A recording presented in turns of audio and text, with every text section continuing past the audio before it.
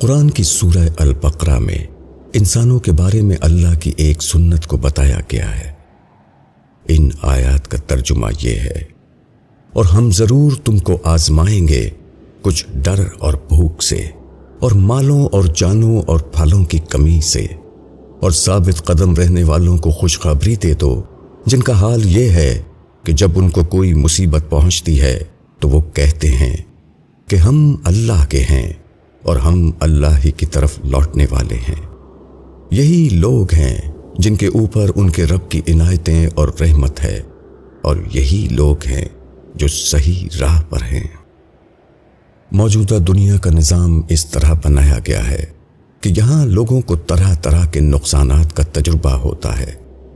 یہ نقصانات بظاہر کسی انسان کی طرف سے پیش آتے ہیں، اس لیے عام طور پر ایسا ہوتا ہے کہ لوگ اسی انسان کو نقصان کا ذمہ دار سمجھ کر اس کے خلاف نفرت میں مبتلا ہو جاتے ہیں۔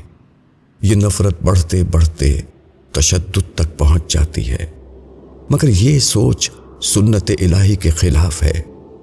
اسی لیے نفرت اور تشدد کا کوئی مثبت انجام ایسے لوگوں کو نہیں ملتا۔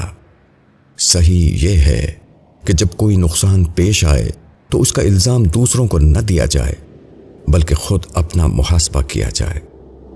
دنیا کے ان نقصانات کے حوالے سے آخرت کو یاد کیا جائے، ان نقصانات کو خدا یاد دہانی سمجھا جائے اور اپنی اصلاح کی کوشش کی جائے۔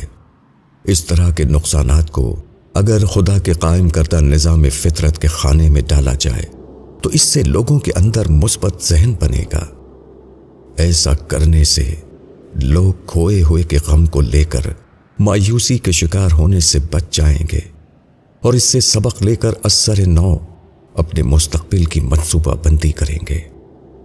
جس طرح ہر پیدا ہونے والے پر موت آتی ہے اور زندہ رہنے والوں کے لیے ضروری ہوتا ہے کہ وہ اس موت کو بھلا دیں، اسی طرح ہر پائی ہوئی چیز کو کبھی نہ کبھی کھونا پڑتا ہے۔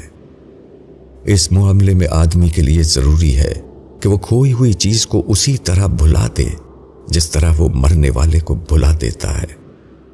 یہ کوئی سادہ بات نہیں۔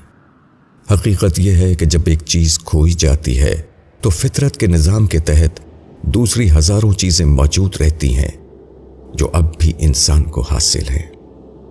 ایسی حالت میں کھوئے ہوئے کو نہ بھلانے کی یہ بھاری قیمت دینی پڑتی ہے کہ آدمی کے اندر سے شکر کا جذبہ رخصت ہو جاتا ہے۔ وہ بھول جاتا ہے کہ وہ کھوئی ہوئی چیز کے غم میں ملی ہوئی چیزوں کا شکر ادا کرنے سے محروم ہو رہا ہے۔ یہ گویا دنیا کو حقیر نقصان پر آخرت کے عظیم نقصان کا خطرہ مول لینا ہے۔ یہ عارضی محرومی کی خاطر اپنے آپ کو ابدی محرومی کا مستحق بنانا ہے، اور بلا شبہ کوئی مومن اس تباہ کن روش کا تحمل نہیں کر سکتا۔ مولانا وحید الدین خان۔